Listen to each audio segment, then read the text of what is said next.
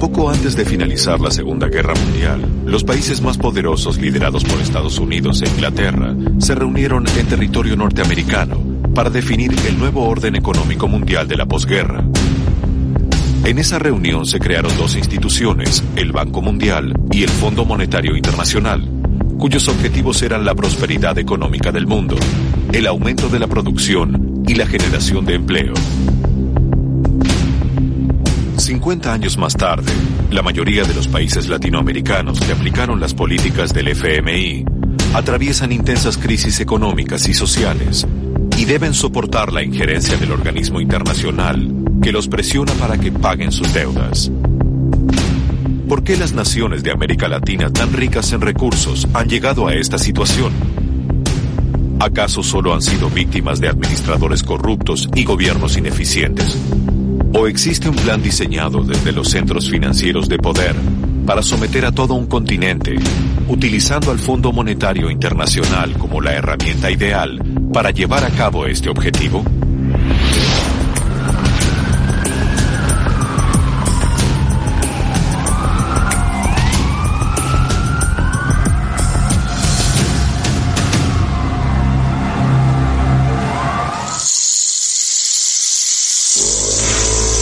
México es una de las principales economías de Latinoamérica.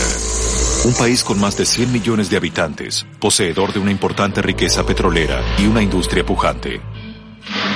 Sin embargo, más de la mitad de su población vive en la pobreza. Su deuda externa es una de las más grandes de América Latina. Su principal acreedor es su vecino, Estados Unidos de Norteamérica. Pero somos más que vecinos. Somos también buenos amigos, unidos por los lazos de familia y de comercio, y por la misma determinación de hacer frente a los desafíos del siglo XXI.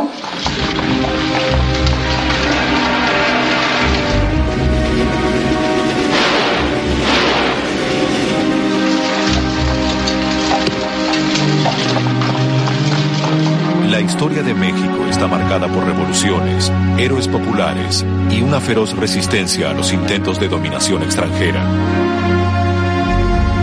La Revolución Mexicana de 1910, liderada por Francisco Madero, Pancho Villa y Emiliano Zapata, entre otros, derrotó a la élite terrateniente gobernante y tiempo después instaló un gobierno popular que incluyó dentro de sus prioridades combatir el hambre y la miseria. Entre las medidas adoptadas, se decidió suspender el pago de la deuda externa, que ya por ese entonces poseía la nación. Tiempo más tarde, en 1929, las distintas corrientes revolucionarias dieron nacimiento al PRI, Partido Revolucionario Institucional, que iba a gobernar la nación por 7 décadas. Mientras tanto, México continuaba sin pagar su deuda. México se va a quedar sin pagar su deuda ni sus reclamaciones desde 1914 hasta principios de los años 40. Esa sí que es moratoria, ¿eh?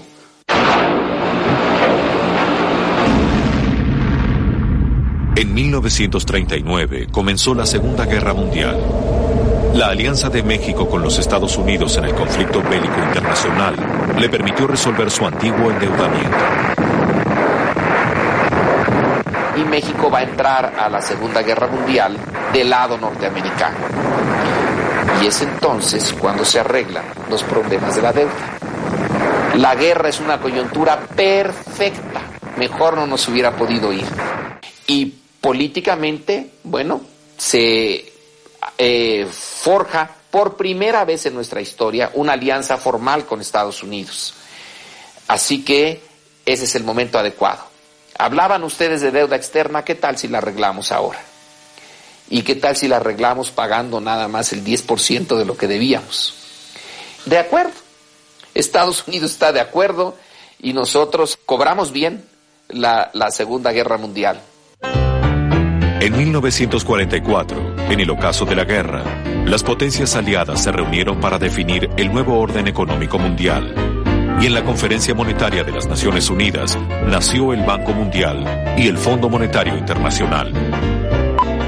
En New Hampshire se reúnen representantes de 44 países aliados y asociados para la inauguración de la Conferencia Monetaria y Financiera de las Naciones Unidas. Estas reuniones fueron concebidas para promover el comercio en el mundo de posguerra y para crear las bases de una paz duradera.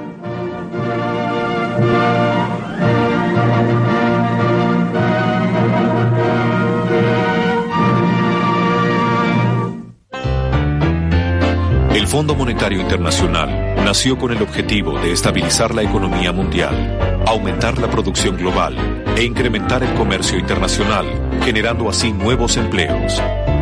Además, la institución se comprometía a supervisar el nivel de endeudamiento de las naciones asociadas. Para su funcionamiento, el organismo recibiría aportes de los países miembros, que luego utilizaría para otorgar en forma de préstamos a los estados integrantes que lo solicitasen.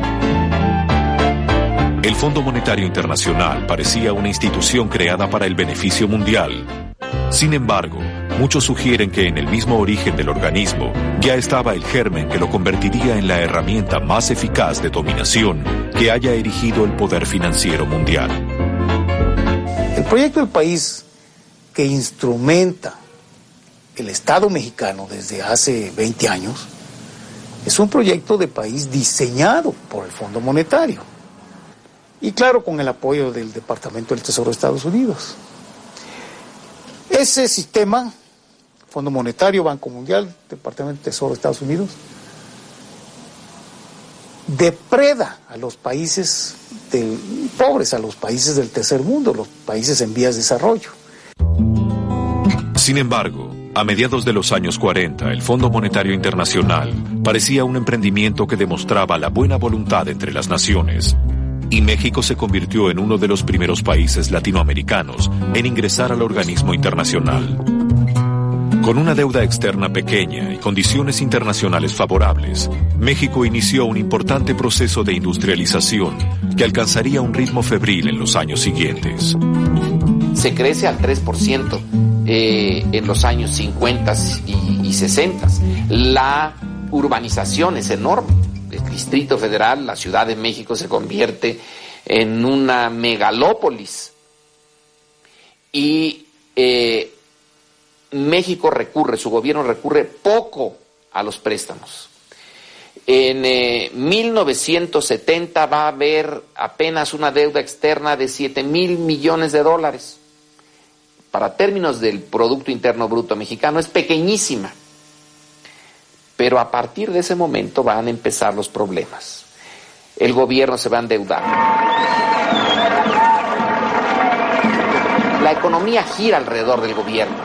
Tiene que hacer enormes gastos en seguridad social, en infraestructura, y el que marca el compás es el gasto público.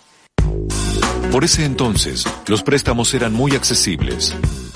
Los bancos internacionales poseían enormes cantidades de dinero proveniente de los países árabes que habían aumentado el precio del petróleo y necesitaban colocar ese capital para hacer frente a los intereses que dichos depósitos producían. Los bancos internacionales estaban recibiendo enormes cantidades de recursos de los llamados petrodólares. México pidió préstamo tras préstamo para financiar su déficit. Sin embargo, eso no resolvió el problema económico. La deuda continuó ascendiendo y el Fondo Monetario Internacional no alertó al Estado mexicano ni a los bancos de los peligros del excesivo endeudamiento. ¿Quiénes dan el dinero? Los bancos. ¿Y quiénes controlan a los bancos? ¿Qué mecanismo institucional limita a los bancos? Cuando quieren dar dinero, dan todo lo que quieren a cualquiera, a un dictador, a un presidente, al que sea. Pues sí, es lo que han hecho. ¿Por qué? Porque no hay ningún mecanismo institucional que los limite. ¿Pero por qué no hay? Pensándolo dos veces, resulta que sí lo hay. Y ese mecanismo es, entre otros, el Fondo Monetario Internacional. El problema es que ese mecanismo no opera para limitar el endeudamiento. En los momentos claves, el Fondo Monetario no ha cumplido con sus estatutos. En 1976, el crecimiento desmesurado de la deuda hizo estallar la economía. Ante los rumores que afirmaban que el gobierno mexicano no iba a poder hacer frente a sus compromisos, comenzó una fuga de capitales que desembocó en una profunda crisis económica y la banca internacional suspendió los créditos a México. El endeudamiento subió de 20,000 millones de dólares a 80,000 millones de dólares. Y naturalmente el secretario de Hacienda, el propio presidente Echeverría, lo describieron como un simple problema de caja, es decir, de liquidez. Pero no, fue mucho más que eso. El Fondo Monetario ya desde el 76-77 sabía que había un proceso de endeudamiento excesivo y sabía otra cosa, que las reservas de los países eran muy bajos, en dólares o en moneda fuerte. Eso es uno de los rubros claves que el Fondo Monetario vigila todo el tiempo.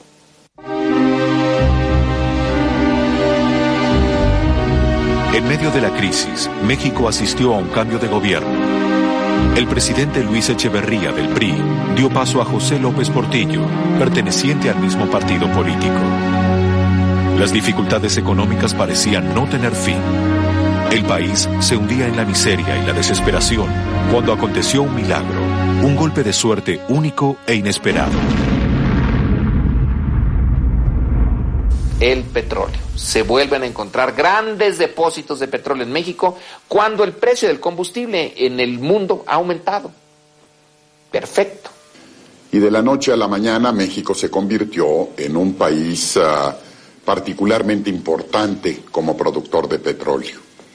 Entonces, el presidente que entre 1976 y 1982 dirige los destinos de México, José López Portillo, nos anuncia un anuncio fantástico que, bueno, visto a la distancia, provoca entre risas y lágrimas, que México ya no tiene problema de capital, que ya no necesitamos del capital externo, que debemos de prepararnos a administrar la abundancia. Formamos un banco en Londres, compramos un par de bancos en Estados Unidos, en fin, era un poco el auge. Con el descubrimiento de los nuevos yacimientos, México volvía a acceder al crédito internacional. Ahora con el aval del petróleo y con la intención de desarrollar una infraestructura poderosa para la explotación del crudo, comenzó a endeudarse nuevamente. El país parecía haber recibido la bendición de la Madre Tierra, alejando a la nación de sus problemas económicos. Pero pronto la deuda creciente se convertiría en una pesadilla. Y es entonces cuando el Fondo Monetario Internacional entra en acción.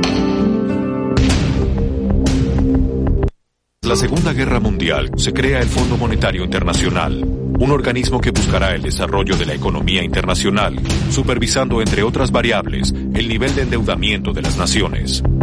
En 1970, la economía mexicana se estanca y el gobierno recurre a préstamos de la banca internacional con la intención de reactivarla. El Fondo Monetario Internacional, olvidando sus estatutos, no alerta al Estado ni a los bancos del peligroso sobreendeudamiento mexicano y estalla la crisis. Sin embargo, ocurre un milagro. En la zona del sudeste mexicano se descubren importantísimos yacimientos de petróleo y el país se convierte de la noche a la mañana en una rica nación. Mientras tanto, en Estados Unidos, el actor Ronald Reagan se convirtió en el nuevo presidente norteamericano. La potencia mundial afrontaba una profunda recesión económica y para combatirla se decidió aumentar las tasas de interés. El incremento repercutió en México, cuya deuda se multiplicó inmediatamente. Por la misma época, el precio internacional del crudo cayó, debilitando la ahora golpeada economía mexicana. Cuando baja el precio, cometemos el error de no solo bajar el precio de acuerdo con el mercado mundial, sino que lo subimos. Y le dijimos al mundo de que aquel que quisiera petróleo mexicano tenía que pagar el precio.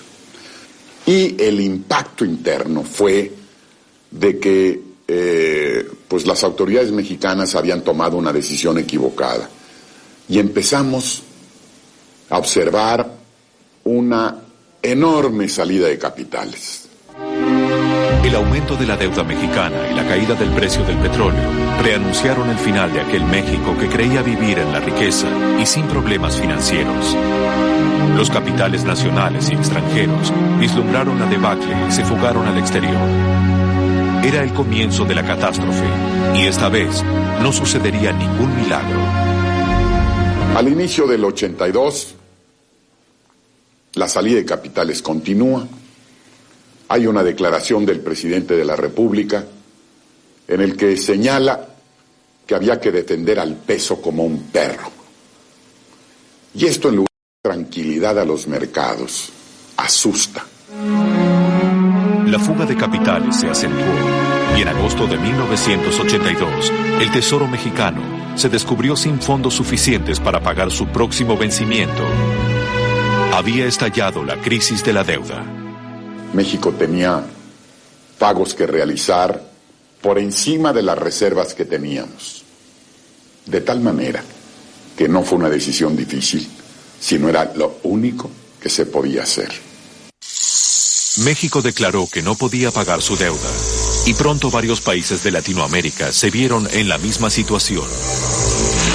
Los bancos internacionales que habían alimentado el sobreendeudamiento prestando sus capitales sin reparos, ahora necesitaban recuperar su dinero y para presionar a Latinoamérica decidieron recurrir al Fondo Monetario Internacional. ¿Por qué les preocupó tanto? En primer lugar, porque eran bancos muy grandes que habían prestado grandes cantidades de su capital a estos países. Y por lo tanto, si estos países suspendían pagos, podían quebrar. Citibank, el Chase, el Westminster Bank, el Deutsche, etc. Ante el reclamo de la banca internacional, el fondo se dispuso a negociar con México. Para algunos estudiosos, ese momento marcó el inicio del plan del organismo para intervenir en las políticas económicas del continente. Entonces, es absolutamente claro que el FMI utiliza el endeudamiento externo como instrumento para dictar políticas que son conformes a los intereses estratégicos de Estados Unidos. En medio de la crisis, México asistió a nuevos comicios presidenciales, donde triunfó una vez más el candidato del PRI, Miguel de la Madrid. Mientras tanto, los hombres del Fondo Monetario Internacional comenzaron a diseñar una estrategia para acercar posiciones entre los bancos acreedores y México. Claudio Loser fue uno de los funcionarios del organismo que participó de las negociaciones por aquellos años. Yo, como departamento de área, digamos, o representante de departamento de área, o nosotros los que trabajábamos con los países, teníamos, aunque no lo crea, gran simpatía y queríamos ayudar absolutamente a los países. Se busca una solución que sea lo más cooperativa posible, donde, claro, los países tenían una situación muy difícil, tenían que incurrir los costos que habían de todo este proceso de ajuste, pero donde se organiza la actividad con el fondo en el centro para que los acreedores puedan mantener el flujo de recursos para que no haya una gran, digamos, una debacle financiera internacional. El presidente de la República no quería que fuéramos al Fondo Monetario Internacional. Y no quería porque él sabía perfectamente lo que implica acudir al Fondo Monetario Internacional. En aquellos meses o semanas había una presión en México por declarar la moratoria, es decir, suspender en forma total el pago de los compromisos con la banca privada internacional. El propio presidente de la República en alguna ocasión me insistía en que este era el camino que debíamos seguir. Le expuse argumentos de carácter económico y financiero que no lo convencieron, hasta que en algún momento se me ocurre usar un argumento que fue definitivo. Le dije, señor presidente, el pueblo mexicano consume tortilla como base fundamental de su alimentación. La mitad del consumo de maíz en México es maíz importado. Normalmente lo traemos o con crédito o con el dinero que tenemos en caja. Hoy no tenemos dinero en caja. Y si declaramos la moratoria, nadie nos va a prestar un quinto. En 2 meses no hay maíz en México y el pueblo de México no tendrá tortillas, que es su alimento fundamental. México comenzó a negociar con el fondo para poder continuar pagando su deuda con la banca internacional. El organismo le otorgó nuevos créditos a la nación, pero a cambio impuso una larga serie de condiciones. Desde ese momento, la injerencia del fondo en la economía mexicana se iba a acentuar profundamente. El presidente de la Madrid fue el primero en abrir unilateralmente la economía de México al mundo, sin contrapesos, sin mecanismos de protección, sin previos estudios de impacto. Simplemente de la noche a la mañana abrió la economía de México al mundo. Naturalmente la economía mexicana fue inundada por otros intereses. Entonces, al abrir la economía, el presidente de la Madrid empezó a deshacerse de las paraestatales, a venderlas a amigos, a cofrades, a grupos de poder del sector privado, inclusive del sector político, y ocurrió inclusive un fenómeno terrible. Yo, presidente, te decía, te vendo esta paraestatal y no tienes dinero para pagármela, yo te presto el dinero. Naturalmente hay muchas paraestatales que se compraron en esas condiciones y el Estado mexicano nunca recibió nada. Pero el tesoro mexicano, más valorado por el poder económico internacional, era su petróleo, explotado por la compañía estatal Pemex. Hay un momento en el que estamos analizando que no teníamos dinero, que andábamos pidiendo prestado. Voy a Washington y me entrevisto con el secretario del Tesoro, que era James Baker. Y me plantea el señor Baker, ¿por qué no vende usted Pemex? Entonces me quedo callado. Pemex pues, es la industria petrolera, que en México es no solo la industria petrolera, sino es un símbolo nacional. Y después de un minuto, digo, de acuerdo, vendemos Pemex. Y no queremos dinero por Pemex. Lo que quiero es que a partir de que firmemos el contrato, el águila americana, en todos los documentos, en todos los símbolos, va a aparecer sin el ala derecha. Entonces me volteó a ver y me dijo, entiendo, no se volvió a tocar el tema. A mediados de los 80, luego de los acuerdos con los organismos internacionales y los bancos acreedores, la economía mexicana había logrado cierta estabilidad. Pero un año más tarde, una nueva baja en el precio del petróleo golpeó aún más a la economía mexicana. Y esto, pues, nos provocó un agujero enorme en el manejo de la economía. Y ahí entramos en posiciones diferentes, contrapuestas, el secretario de Hacienda, que era yo, con el secretario de Programación y Presupuesto, que era Carlos Salinas de Gortari. Eliseo Salinas sostuvo la tesis de que habíamos recortado ya demasiado el gasto, que no se podía hacer eso y que deberíamos compensar el hueco, el impacto de la caída en el precio del petróleo con endeudamiento externo. El presidente Miguel de la Madrid se inclinó por la propuesta de Salinas de Gortari y Silva Herzog presentó su renuncia. Era el comienzo de un vertiginoso ascenso. Pero yo siento que Salinas, como miembro de ese gabinete del presidente de la Madrid, ya estaba pensando en la integración de la economía de México a la de Estados Unidos. No obstante que no era ni siquiera candidato a la presidencia, pero sus aspiraciones a la presidencia eran notorias. Poco tiempo después, Salinas de Gortari iba a alcanzar la presidencia de la nación, lugar desde donde iba a profundizar la integración de México a la economía norteamericana. Para gran parte de la sociedad mexicana, Salinas será el mayor defensor de los intereses del capital financiero internacional. Algunas opiniones sostienen que si existió un plan para dominar a México, este había encontrado a su mejor aliado. 1982, México declara que no puede pagar su deuda externa. La banca internacional recurre al Fondo Monetario para que interceda ante el gobierno de México. El organismo negocia la deuda con el país latinoamericano a cambio de una severa política de ajuste que incluía la devaluación de la moneda, la apertura de la economía y la privatización de las empresas estatales. Lentamente, el fondo comenzó a profundizar su intervención en la política económica de la nación. En 1988, asumirá el presidente Carlos Salinas de Gortari. Para algunos, será este político quien estrechará aún más los lazos con el poder financiero internacional.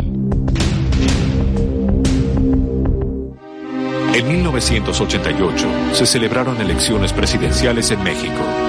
El PRI, el partido político que no había dejado el poder desde 1929, presentaba como candidato a Carlos Salinas de Gortari. Bueno, Salinas tenía buena prensa en el exterior, no en México. En México, durante su campaña electoral, pues se publicaban más notas favorables a Salinas en el New York Times o el Washington Post o en el Wall Street Journal que en la gran prensa mexicana. Lo que se publicaba favorable de Salinas en la gran prensa mexicana eran inserciones pagadas, era espacio pagado. Quizás Carlos Salinas había logrado entusiasmar al extranjero por todo el ofrecimiento que había dado en materia económica, y me refiero sobre todo a la apertura de las fronteras. La sociedad mexicana estaba dividida y por primera vez el PRI se encontró con una fuerte oposición guiada por el líder político Cuauhtémoc Cárdenas. Finalmente, en unas cuestionadas elecciones, Carlos Salinas de Gortari se convirtió en el nuevo presidente de México. Para gran parte de los mexicanos, no había dudas. El candidato del PRI había triunfado por medio del fraude. Mi abuelita, mi papá, bueno, todos están votando y ya murieron.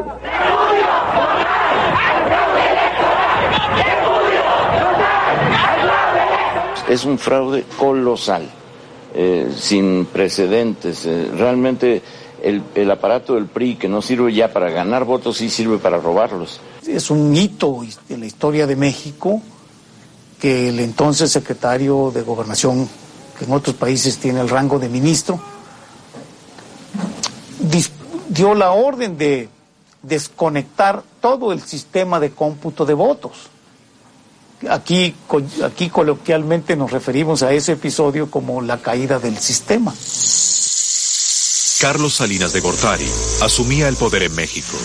Mientras tanto, en Estados Unidos se redactaba el Consenso de Washington, una serie de políticas económicas que iban a regir los destinos de Latinoamérica durante la década del 90.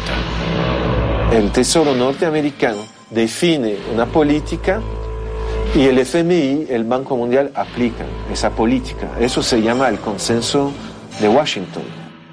En el Consenso de Washington quedaban plasmadas todas las medidas económicas que el Fondo Monetario Internacional había comenzado a imponer a los países del continente tras la crisis de la deuda de 1982. El supuesto plan para controlar a América Latina había escrito su carta orgánica. Cuando apareció la crisis de la deuda, muy rápidamente, el gobierno norteamericano descubrió que la deuda era un excelente mecanismo para obligar a los países de América Latina a que hicieran lo que ellos creían que era correcto. Esto apareció a mediados de la década del 80, un secretario del Tesoro, Baker, empezó a plantear, vamos a darle apoyo a la refinanciación de la deuda contra reformas estructurales. Siguió durante varios años con esto y terminó en los años 90 en que se escribió esto que se llamó el Consenso de Washington. Por la misma época, el gobierno de los Estados Unidos, con el apoyo del Fondo Monetario Internacional, decidió intervenir activamente en la reestructuración de las deudas latinoamericanas, y para ello diseñó un plan que prometía ser la solución definitiva al problema del endeudamiento. El Plan Brady. México fue el primer país de la región en adoptarlo. Los invito, compatriotas, a que ahora entonemos juntos, de pie y con orgullo, nuestro himno nacional. Salinas, en una secuencia deslumbrante, desde el punto de vista del humor involuntario, se dirige a la nación y les dice, mexicanos, el día de hoy se ha firmado un compromiso que cancela el espanto de la deuda externa y la quita sobre nuestros hombros y sobre los hombros de nuestros hijos. Yo les pido que delante de su aparato de televisión canten el himno nacional para celebrar esta victoria. Y yo durante un tiempo, cada vez que veía un aparato de televisión, cantaba el himno nacional. Había quedado tan sujeto a ese llamado. Y lo que pasa es que la deuda ha seguido creciendo infinitamente, que no cancelaron nada como habían prometido y que esto es interminable. Fiel al consenso de Washington, Carlos Salinas de Gortari profundizó el proceso de reformas económicas que había comenzado su antecesor, Miguel de la Madrid. Durante esta etapa, el gobierno mexicano traspasó la mayoría de las empresas estatales a manos privadas, instrumentando una serie de privatizaciones que algunos consideran irregulares. La privatización no se dio de manera transparente, se privatizó generalmente a amigos, a conocidos, a empresarios amistosos al régimen y con muy poca transparencia en el proceso. Los medios de comunicación, los electrónicos y algunos escritos, recibían los favores del gobierno y por consecuencia aplaudían estas medidas y aplaudían también y repetían toda esa doctrina neoliberal. Y también los precios en los cuales se vendieron algunas de las principales empresas paraestatales, particularmente Teléfonos de México y las aerolíneas y algunos de los bancos, según ha habido varios análisis, han sido muy por debajo del precio real de mercado de ellas. En 1993, continuando con los lineamientos del Consenso de Washington y luego de haber reformado la Constitución Nacional, Carlos Salinas de Gortari concretó su plan más ambicioso y firmó el Tratado de Libre Comercio con Estados Unidos y Canadá. Compatriotas, con la ratificación el día de hoy del Tratado de Libre Comercio de América del Norte por la Cámara de Representantes de los Estados Unidos, se da un paso más hacia la creación entre países soberanos del mercado de libre intercambio más grande del mundo. A partir de entonces, México terminó de abrir sus fronteras a la economía más poderosa del mundo, poniendo en serio riesgo a los productores y empresarios nacionales. Y muchos empresarios que antes eran industriales dicen, bueno, mejor me dedico a vender bienes y servicios estadounidenses aquí. Eso no crea empleos, no es productivo. El Tratado de Libre Comercio ha desmantelado nuestra planta productiva nacional y ha golpeado severamente a nuestro sector agropecuario, al grado de que tenemos hoy más de 60 millones de mexicanos en condiciones de pobreza y alrededor de 23 millones en extrema pobreza. Salinas negoció ese tratado en condiciones tan desfavorables que los acuerdos violaban los artículos, varios artículos de la Constitución, por lo menos 36 de los que yo recuerdo. Y para que no existiera esa inconstitucionalidad, por un lado, promovió reformas a la Constitución para adaptarla a los nuevos términos del Tratado de Libre Comercio. Mi impresión, sobre todo con el paso del tiempo, es que fue parte del gran operativo político, de la gran operación política de consolidación y mantenimiento en el poder de Carlos Salinas de Gortari y de su grupo. Salinas consigue que se firme el Tratado de Libre Comercio, que es su gran triunfo.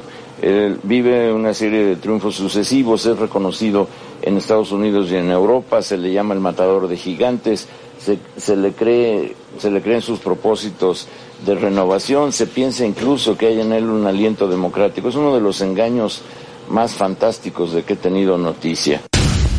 Salinas de Gortari cosechaba elogios dentro y fuera de su país, pero la alegría le iba a durar poco.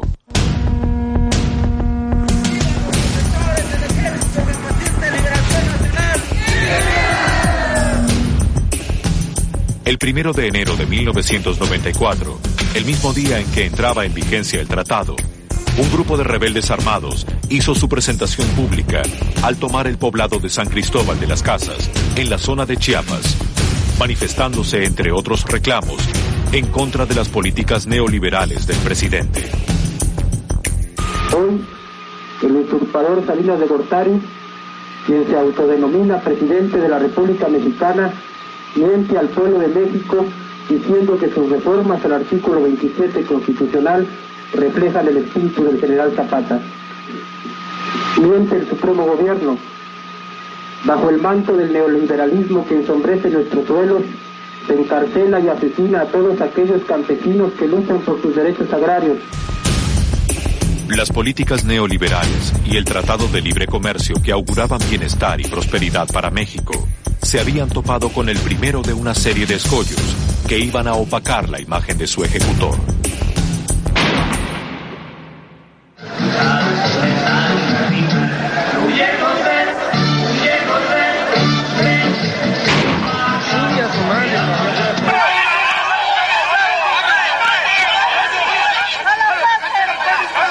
El 23 de marzo del 94 asesinan en una colonia popular en su campaña al candidato del PRI, Luis Donaldo Colosio. En septiembre del 94 asesinan en la Ciudad de México al secretario general del PRI, José Francisco Ruiz Massieu, excuñado de Salinas, y todo eso quebranta lo que había sido la imagen de Salinas.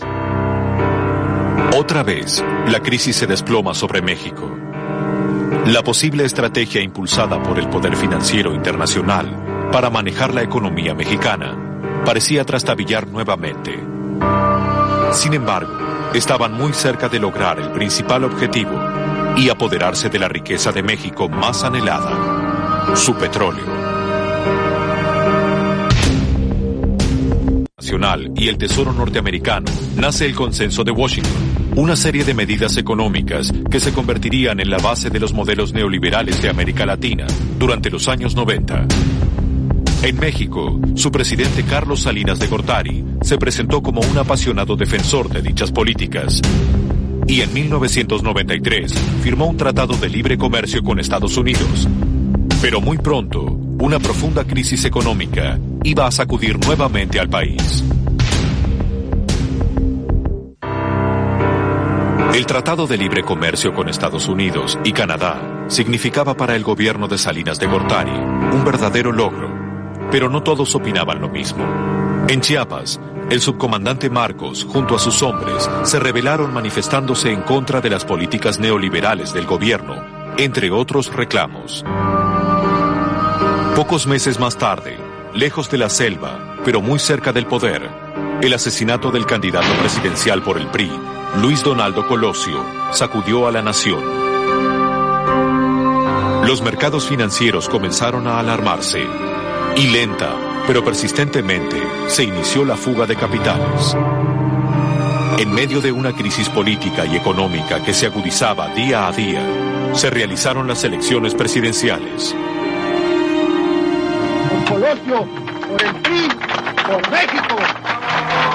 Y el candidato que quedó, que era un candidato que todos considerábamos muy mediocre, resulta también muy penoso, pero con la suficiente astucia como para mantenerse, engañar y moverse en una plena incondicionalidad con el Fondo Monetario Internacional, con el gobierno norteamericano y con el Banco Mundial.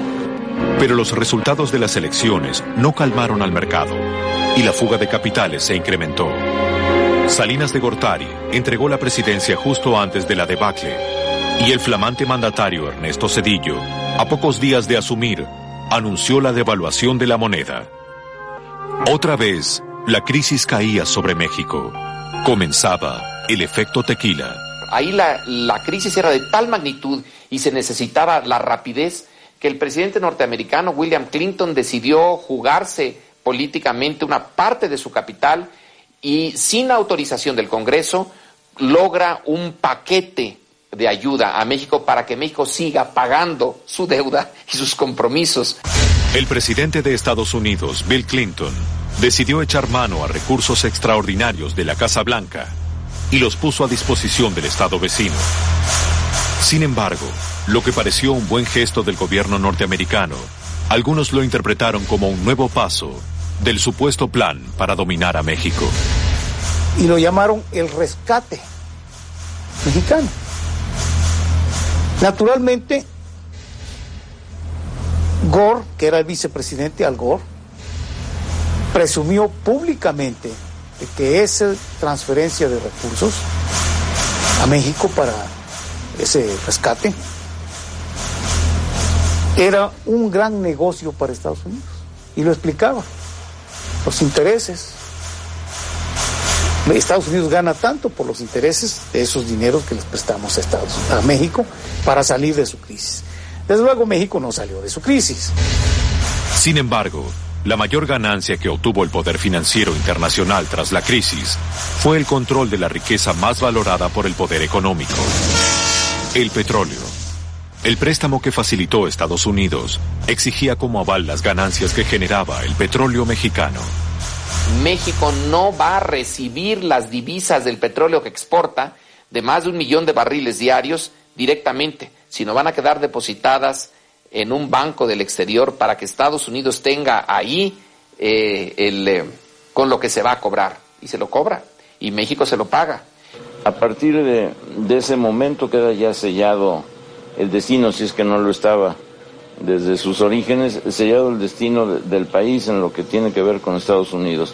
Es la sujeción, no importa de qué manera tan brutal esté operando a favor de los norteamericanos el Tratado de Libre Comercio, no importan las exigencias, no importan las demandas de sujeción, no importan los intentos de convertir a México, aparte de México, en un basurero tóxico.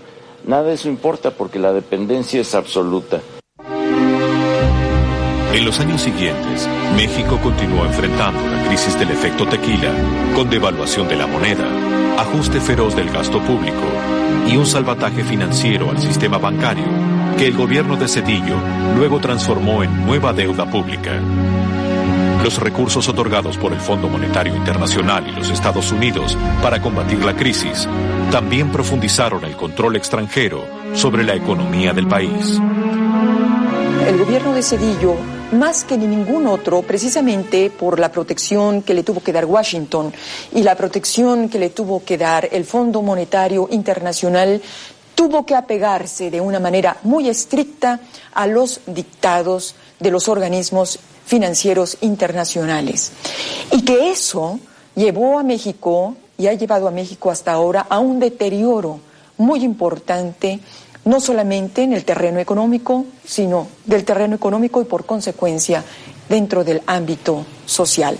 Ha habido en estos últimos años un fuerte, grave, trágico empobrecimiento de la sociedad mexicana.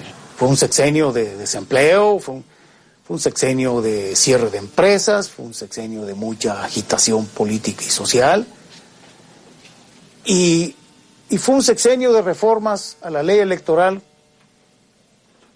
las de 1997, que permitiera la llegada de Fox a la presidencia de la República. Si llevamos con estos malos conocidos 70 años, no podemos seguir de mal en peor. Ya es hora que los mexicanos conozcamos lo bueno. Nos merecemos un México diferente. En el año 2000, luego de 71 años de gobernar en forma ininterrumpida, el PRI pierde los comicios y Vicente Fox se consagra como el nuevo presidente de los mexicanos, prometiendo combatir la corrupción, la pobreza y el desempleo, y asegurando un crecimiento formidable de la economía. Nacía una nueva esperanza. Sin embargo, a poco de asumir, el presidente Fox ratificó el rumbo económico de sus antecesores y continuó aplicando las políticas del agrado del Fondo Monetario Internacional. Es una continuidad porque el presidente de la alternancia, el presidente Fox, se ha montado sobre el viejo proyecto de país de corte neoliberal, el que se le impuso al Estado mexicano desde el exterior, lo impuso el Fondo Monetario Internacional. Detrás de las exigencias durísimas del Fondo Monetario está la promesa de que esto va a funcionar. Y va a funcionar, ¿pero en qué sentido?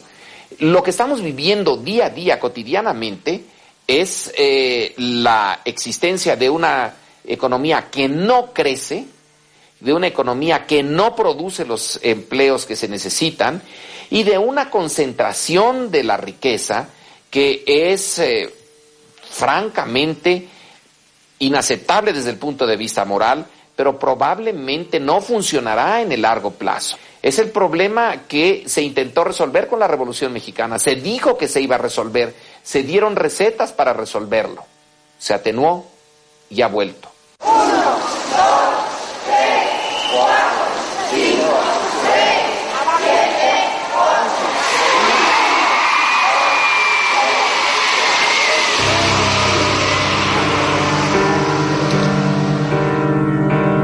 8. En 1910, el pueblo mexicano hizo una revolución para combatir la desigualdad, la pobreza, el hambre y acabar con un modelo económico en favor de intereses extranjeros y de las clases dirigentes mexicanas de la época. 100 años más tarde, la economía de México se encuentra bajo el dominio de los grandes grupos financieros internacionales. Si todo fue parte de un plan para apoderarse de las riquezas de México, tal vez nunca lleguemos a saberlo. Quizá una de las evidencias sea la realidad que deben enfrentar cotidianamente muchos mexicanos. La misma realidad que nos dice que ni las recetas del Fondo Monetario Internacional, ni el Tratado de Libre Comercio, ni el Consenso de Washington resolvieron la pobreza, el desempleo, la exclusión de millones de habitantes. Son millones de personas que no tienen para comer, no tienen vivienda, no pueden estudiar, trabajar, tener atención médica, agua potable, automóvil, heladera, teléfono, vacaciones. Son millones de personas que, aunque las voces del poder financiero digan que México está entre las primeras economías del mundo, un día pueden volver a estallar, como en 1910.